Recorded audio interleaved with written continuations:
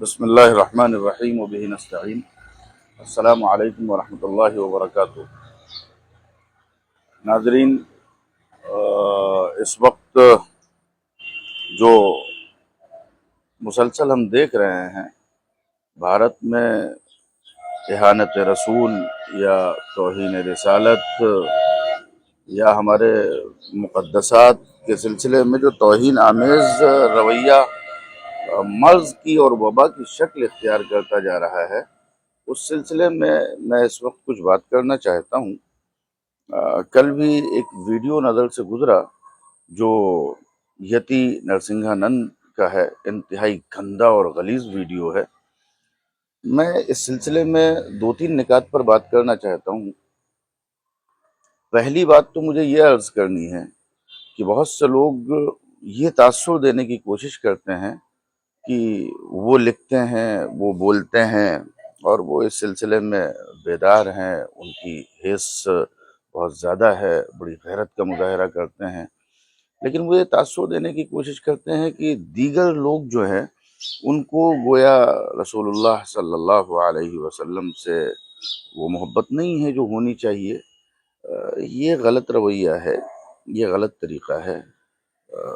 رسول اللہ صلی اللہ علیہ وسلم پر ہم سب کے جان، ہم سب کے مال اور کہنا چاہیے کہ ہماری عزتیں، ہماری اولاد، ہمارے والدین سب آپ کی عزت پر، آپ کی آل پر، آپ کی اولاد پر، آپ کی ازواج پر، آپ کے جانثاروں پر سب قربان۔ بات دراصل یہ ہے کہ سوچنے کے زاویے میں فرق ہو سکتا ہے، حکمت عملی میں فرق ہو سکتا ہے، رد عمل میں فرق ہو سکتا ہے۔ اس پر ہم دو تین نکات پر اس وقت گفتگو کریں گے۔ توہین رسالت کا یہ جو مرض عام ہو رہا ہے، یہ جو وبا کی طرح یہ چیز بڑھتی جا رہی ہے، اس سلسلے میں فوری طور پر ہمارا رد عمل کیا ہونا چاہیے؟ پہلی بات تو میں اس سلسلے میں یہ عرض کرنا چاہوں گا کہ جب اس طرح کا کوئی واقعہ ہو تو یہ خاص طور پر میں جمعیت العلماء جیسی بڑی تنظیموں اور اس سطح کی بڑی ملی اور سماجی تنظیموں سے یہ بات مجھے عرض کرنی ہے کہ وہ خاص طور پر سنجیدگی کے ساتھ اس کا نوٹس لیں اور اس سلسلے میں قانونی سطح پر، میڈیا کی سطح پر اور سفارتی سطح پر اس سلسلے میں وہ کوشش کریں۔ مثلا یہ واقعہ ہوا ہے، اس پر ہماری کمیونٹی کا ایک ہیلدی ڈیلیگیشن پی ایم سے اس کو ملنا چاہیے۔ جس صوبے میں یہ واقعہ پیش آئے اس صوبے کے وزیر اعلیٰ سے ملنا چاہیے اور ان کو اپنے مطالبات سونپنے چاہیے اور ان سے جوائنٹ پریس اسٹیٹمنٹ کا مطالبہ کرنا چاہیے۔ ان سے کہنا چاہیے کہ جب تک اس پر ہماری طرف سے، ہماری اور آپ کی طرف سے جوائنٹ پریس کانفرنس نہیں ہوگی تب تک یہ سلسلہ نہیں رکے گا۔ تو پارلیمنٹ کی سطح پر، سیاسی سطح پر اور سفارتی سطح پر ہمیں اس سلسلے میں کوشش کرنی چاہیے اور سنجیدہ کوشش کرنی چاہیے۔ بہت سارے اس کے حل ہو سکتے ہیں۔ ہم بھارت کے تناظر میں چونکہ بات کر رہے ہیں، ہم کسی مسلم ملک کے تناظر میں بات نہیں کر رہے ہیں۔ ان میں یہ فوری طور پر ہونا چاہیے اور ہمیں یہ بات اچھی طرح سے سمجھنے کی ضرورت ہے کہ ہمارے ملک میں یہ اس طرح کے واقعات جو ہوتے ہیں وہ عام طور سے غیر معروف لوگوں سے کروائے جاتے ہیں۔ گورنمنٹ کے یا یوں کہیے کہ ہندوتوا وادی جو طاقتیں ہیں ان کے اسپانسرڈ ہوتے ہیں یہ واقعات۔ اس کے ذریعے وہ اپنا سیاسی فائدہ چاہتے ہیں، اس کے ذریعے وہ انتخابات میں اپنا فائدہ چاہتے ہیں، اس کے ذریعے وہ اپنے ووٹ بینک کو مضبوط کرنا چاہتے ہیں، اس کے ذریعے وہ مسلمانوں کو مصروف کرنا چاہتے ہیں، اس کے ذریعے وہ مسلمانوں کو الجھانا چاہتے ہیں۔ اس پر ہمارا کوئی ایسا ریئیکشن نہیں ہونا چاہیے جو ان کے منصوبے کو کامیاب کرے۔ بالکل ایسا کوئی ہمارا رد عمل نہیں ہونا چاہیے۔ عام طور پر ایسے لوگوں کو وہ استعمال کرتے ہیں جو کمیونٹی میں پہلے سے بہت زیادہ معروف نہیں ہوتے ہیں، لوگ انہیں نہیں جانتے ہیں۔ انہی واقعات کی وجہ سے وہ جانے اور پہچانے جاتے ہیں، اور اگر ہم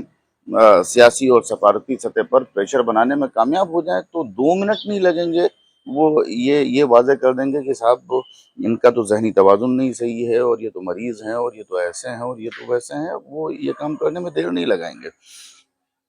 اس سلسلے میں ہمیں بہت سوجھ بوجھ کے ساتھ قدم اٹھانے کی ضرورت ہے۔ یہ سمجھنا بہت ضروری ہے کہ جو انتہا پسند طاقتیں ہیں، متشدد طاقتیں ہیں، وہ ایسے ہی انتہا پسند اور متشدد لوگوں کو استعمال کرتے ہیں۔ تیسری جو اس سلسلے میں سب سے زیادہ اہم بات ہے کرنے کی، اگر واقعی ہمیں رسول اللہ صلی اللہ علیہ وسلم سے محبت ہے، اگر واقعی ہم ان پر اپنی جان چھڑکتے ہیں، تو اس سلسلے میں سب سے زیادہ جو کرنے کی بات ہے، جو بہت مرتبہ ہم لکھ چکے اور کہہ چکے، خاص طور پہ اس کی مخاطب ہماری وہ تنظیمیں ہیں جن کے پاس بڑا انفراسٹرکچر ہے، جن کے پاس اچھا مین پاور ہے،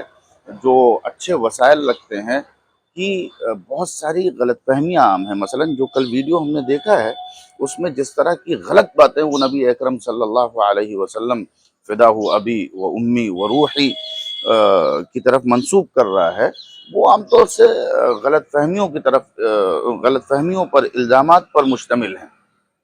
ہوتا یہ ہے کہ پاگل، غلیظ، ناپاک، گندے قسم کے لوگ جو ہوتے ہیں، وہ اس طرح کی زبانیں بولتے ہیں، ورنہ لوگوں نے کیے ہیں، علمی اعتراضات کیے ہیں، ان کے جوابات دیے گئے ہیں۔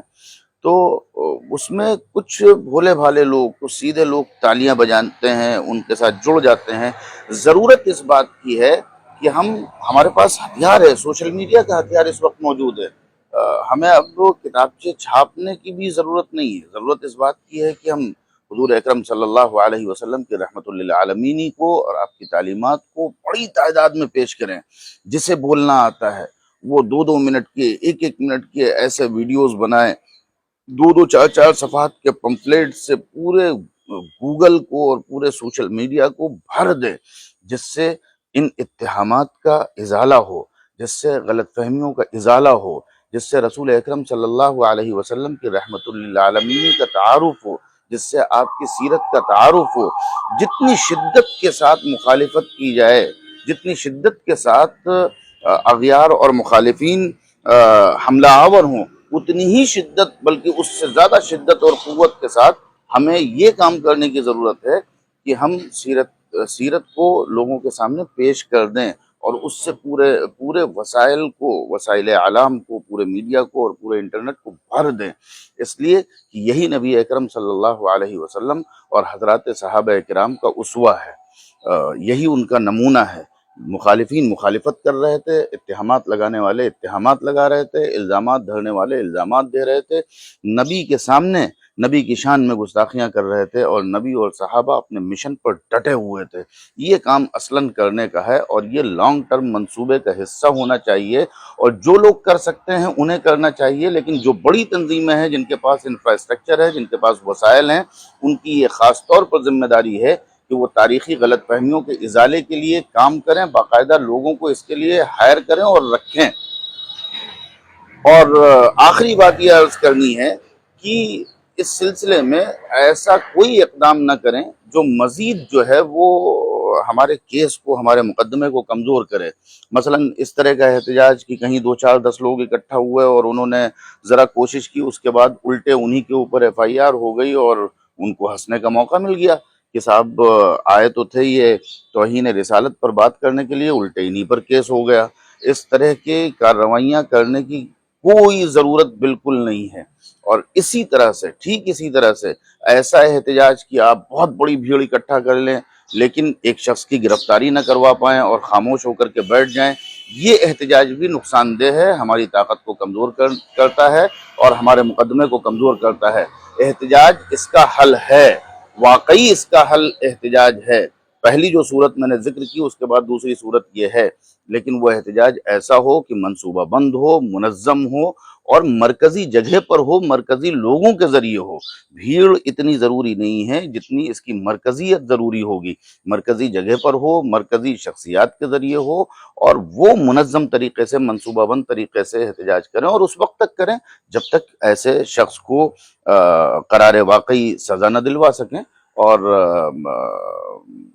اس کے سلسلے میں یعنی آخری درجے کی کوشش نہ کر سکیں۔ جب تک ایسا نہ ہو، جب تک ہمیں کوئی احتجاجی قدم بھی نہیں اٹھانا چاہیے، وہ بہرحال ہمارے لیے نقصان دہ ہوگا۔ تو اس وقت اس ویڈیو میں ہم یہی کہنا چاہیں گے کہ یہ ہمارے جذبات کا مسئلہ ہے، یہ ہمارے لیے ڈیڈ لائن ہے، حضور اکرم صلی اللہ علیہ وسلم کی عزت و ناموس ہمیں اپنی جان سے زیادہ عزیز ہے، لیکن بہرحال اس کو ہمیں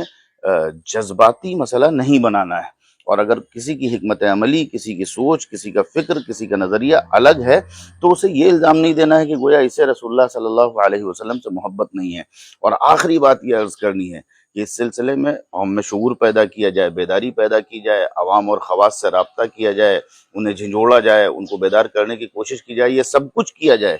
لیکن یہ جو دشمن اس طرح کے ویڈیوز بناتے ہیں مسلمانوں کو الجھانے کے لیے اور مسلمانوں کو ورغلانے کے لیے، ان کے ان ویڈیوز کو ہم خود شیئر کر کے پھیلاتے ہیں اور ان کا کام آسان کرتے ہیں۔ تو تحریریں لکھی جائیں، اپیلیں کی جائیں، جھنجھوڑا جائے، بیداری پیدا کی جائے، لیکن ہرگز دشمنوں کے ایسے ویڈیوز شیئر نہ کیے جائیں۔ اگر دشمنوں کے ایسے ویڈیوز شیئر نہیں کیے جائیں گے تو وہ اپنی موت خود مر جائیں گے اور ان کا منصوبہ ناکام ہوگا۔ رسول اللہ صلی اللہ علیہ وسلم کی عزت اور ناموس ہمارے لیے سب سے زیادہ اہم ہے۔ ہم اس کے لیے جو بھی کر سکتے ہیں وہ ہمیں کرنا چاہیے، لیکن یہ جو دو تین نکات ہم نے ذکر کیے ہیں ان پر اصلاً غور کرنا چاہیے۔ فی الحال اتنی ہی گزارش ہے اور یہی پیغام ہے۔ والسلام علیکم ورحمۃ اللہ وبرکاتہ۔